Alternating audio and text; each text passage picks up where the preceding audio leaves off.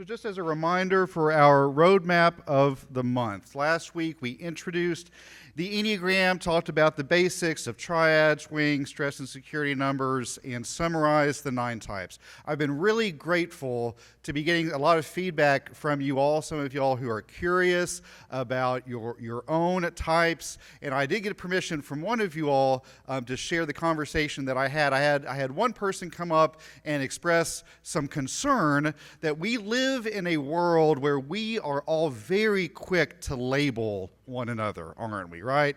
Left, blue, red, whatever. So that I felt was a very valid point. So I got that person's permission to share that with you all, just as a reminder of what we said last week, that the Enneagram is not about labeling or limiting, right? That the Enneagram is first and foremost, is not a weapon to be used against other folks. That our attention, if you really take the Enneagram for how it's intended, is to be have our focus directed at ourselves, okay? So just as a reminder that we do not do this so that we can stereotype our neighbor. This is first and foremost about self-knowledge, and really the way I like to put it is there's a lot of woundedness in the world right now.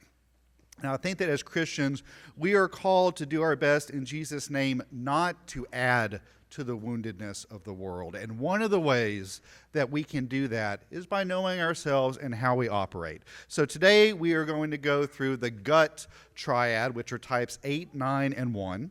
Next week, we will move on to the heart triad, which are types 2, 3, and 4. And then on the 25th, we will move to the head triad, which are types 5, 6, and 7. Have any of y'all read any Richard Rohr before? He's somebody that really was a pioneer in taking the Enneagram and integrating it into spiritual formation. And I stumbled upon this quote by him this week that I think is a perfect embodiment for why we are doing this work together. He says the following: "We thought we came to God by doing it right, but lo and behold, we come to God by doing it wrong and then growing." What a wonderful statement that is. So just in case you showed up for the first time today and have no idea what we're doing, this is not a satanic symbol. This is not a symbol of the occult. This is the sacred Enneagram that categorizes 9 different categories. Again, all of us exhibit qualities of all 9 types. Say that together. All of us exhibit qualities of all 9 types. But we tend to gravitate towards one over the others. So with number 1, we have the perfectionist. Number 2, the helper. Number 3, the performer. Number 4, the romantic. Number 5, the investigator. Number 6 is the loyalist. Number 7, the enthusiast. Number 8, the challenger. And number 9 is the peacemaker. So for today, we're going to go a little bit deeper in the 3 types on the top, the 8, the 9, and the 1, which we call the gut or the anger triad.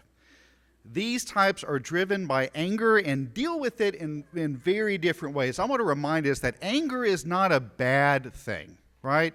Anger is an emotion, just like any other emotion that is neither good or bad. It's what we do with our emotions that can either heal or hurt. So just because it's called the anger triad, don't try to not let that, give you that. Just keep an open mind with it, okay? So an easy way to think about this is that 8s externalize their anger. 9s forget that they have anger, but they do. And 1s internalize their anger, okay? 8s externalize their anger, 9s forget their anger, and 1s internalize their anger. So 8s, 9s, and 1s take in and respond to life instinctually or at the gut level. And they tend to express themselves honestly and directly. And again, I'm getting most of this from the book, The Road Back to You. And you can look at page 27 if you want to have a refresher with that. So beginning with type 8. Type 8s are called the challenger, or as I like to call them, the pugilists of the Enneagram. or as Elizabeth Orr puts them, large, in charge, and just this side of belligerent. Qualities of a typical 8. They tend to come across as very self-confident and decisive, assertive and protective, valuing strength and control over everything else. So for each of these types, I talk about the summary of what Crone and Stabile talk about how these different numbers are at their best, at their average, and at their worst. So at their best, Enneagram 8s are natural-born leaders who have a knack to fight on behalf of those who can't fight for themselves. The greatest gifts of 8s is that they are really good at standing up to bullies, and we're going to talk about that here in a second. At their average, 8s are more steamrollers than diplomats who have little patience for those who are indecisive or don't pull their own weight. And when 8s are having a really bad day, they can be scared of betrayal, obsessed with control, and can take a little bit of a bull in a china shop approach to life.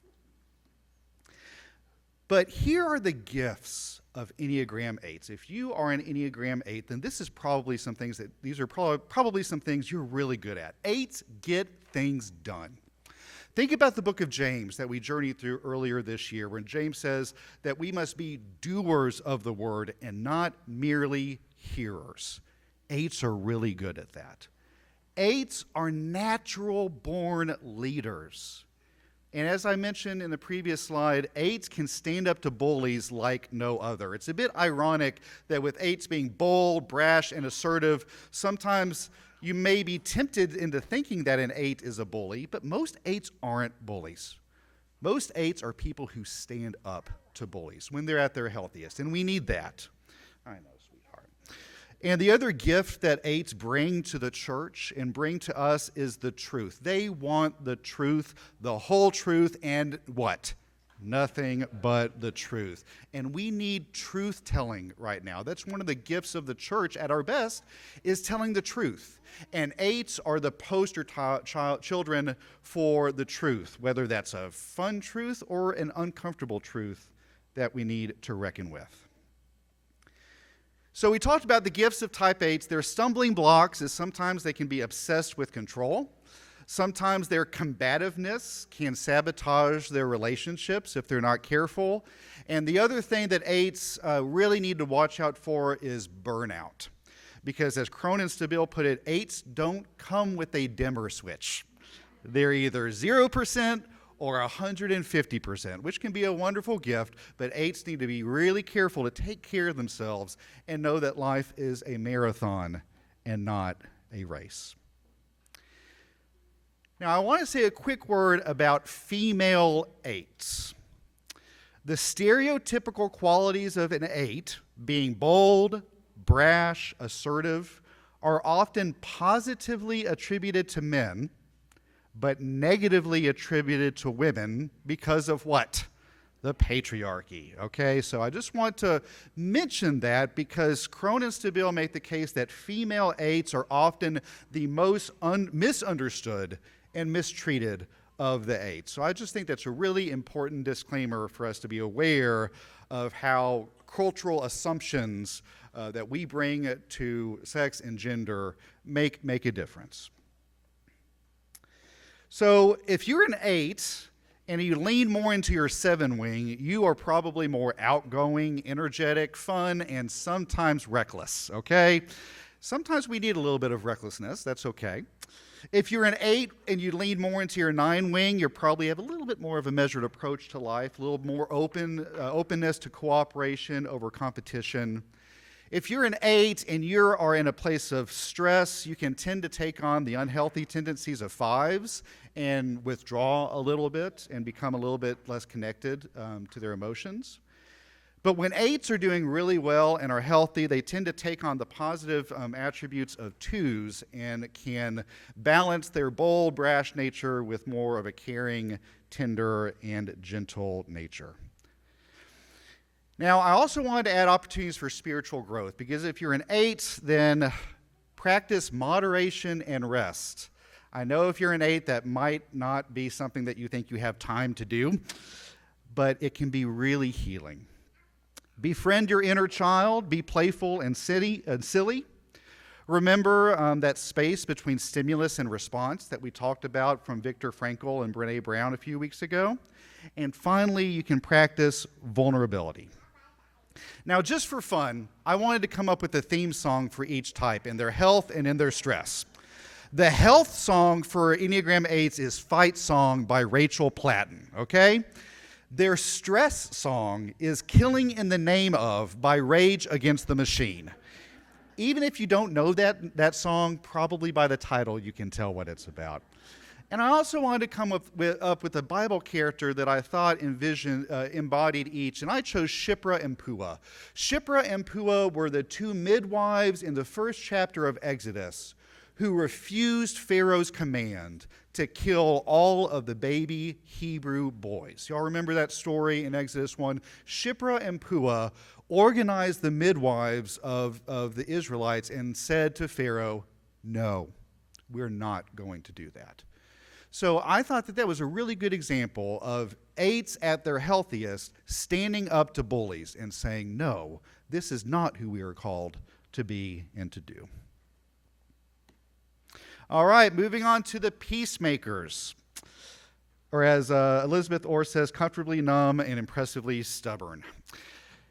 Enneagram Type 9s, even though they're right next to 8s, come across very differently. They tend to be very easygoing and receptive. They seek harmony and do anything and everything to avoid conflict. They strive for inner peace. That's why they're called the peacemakers. As I said last week, never ask a peacemaker what they want to have for dinner, okay? Just give them a few options and they'll choose from there, but don't. At their best, 9s are natural mediators, and we need so much of that these days. They are unselfish, flexible, and inclusive. At their average, 9s can be pretty stubborn and out of touch with their anger. As I said, they tend to pretend they don't have anger, and they can overlook themselves and don't ask for much. And at their worst, 9s can be painfully indecisive, as I said. But these are the gifts of Type 9s. They bring people together. They are masters of compromise, and they can mend deep wounds. They tend to be very reliable and stable, predictable people, and they have this uncanny ability to lower the temperature in a tense situation. The Church of Jesus Christ needs that. The world needs that. And 9s, that's their game. Now, if they're not careful, they can sleepwalk through life because they're so conflict avoidant. By forgetting their anger, they can lose that fire in the belly that kind of motivates us to take initiative and be decisive. Again, a good kind of anger that gets us moving.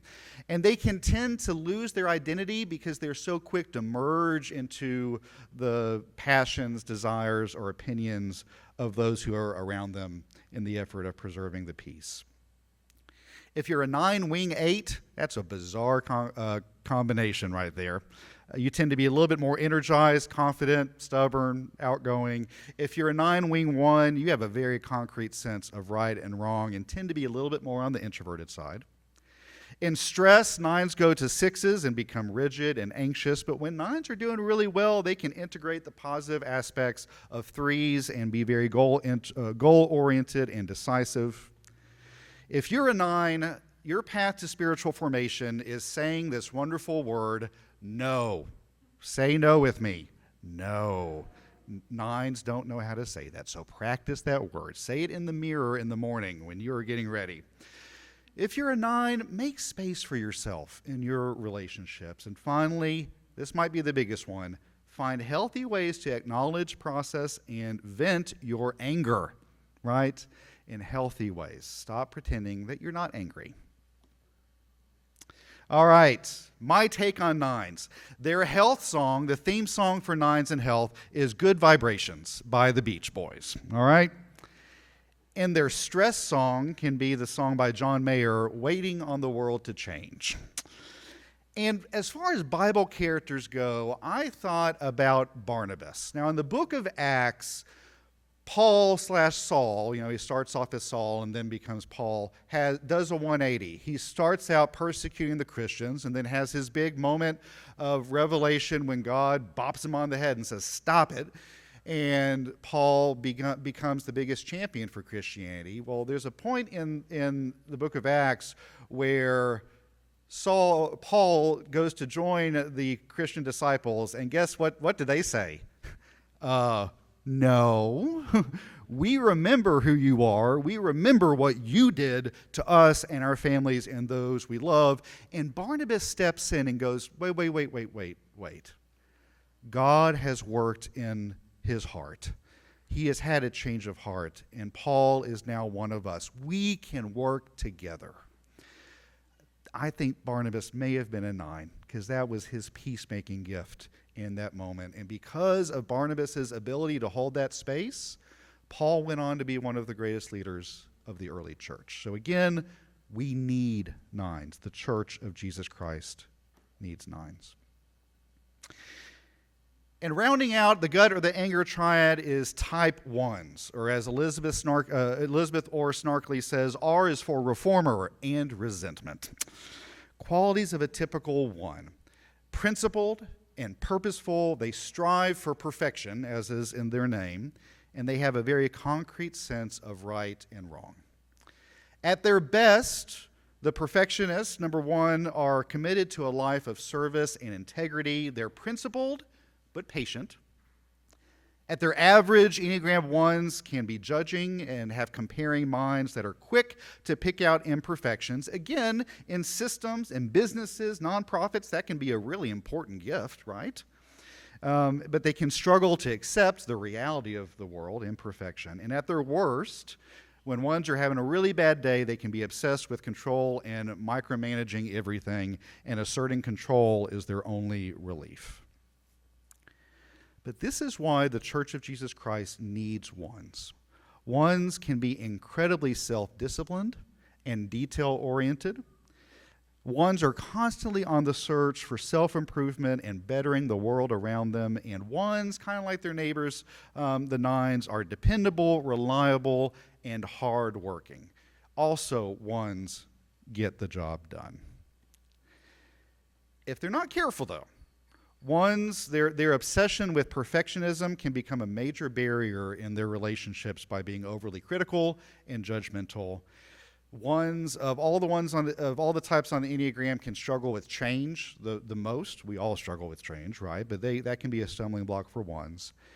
And they can compare, and 1s, if you have a 1 in your life, be very gentle with them, because 1s are notorious for having this really loud inner critic, right?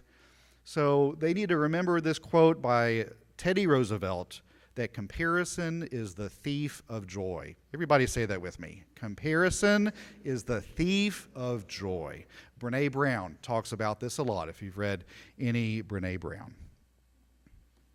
If you're a 1 and you lean more into your 2 wing, you're probably a little bit more extroverted. You're a great problem solver. 1s with wing 9s can be a little bit more introverted, detached, and relaxed, and their laid-back nature can really be helpful in building and maintaining relationships. In times of stress, 1s can take on the qualities of unhealthy 4s. They can become workaholics, resentful, and more sensitive to criticism.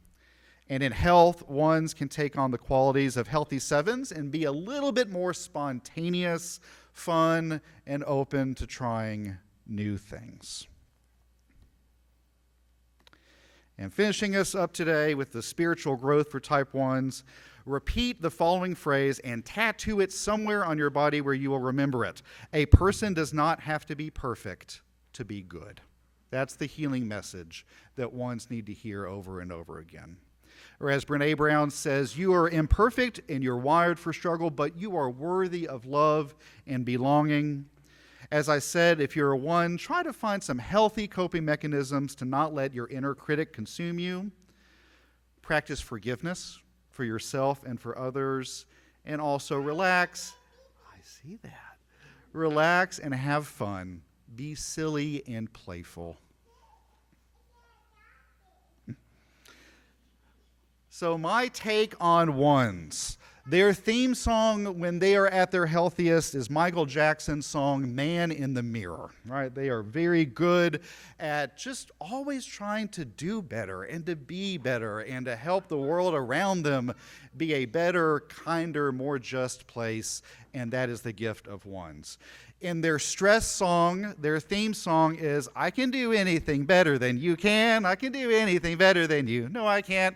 I can. No, you all know the song.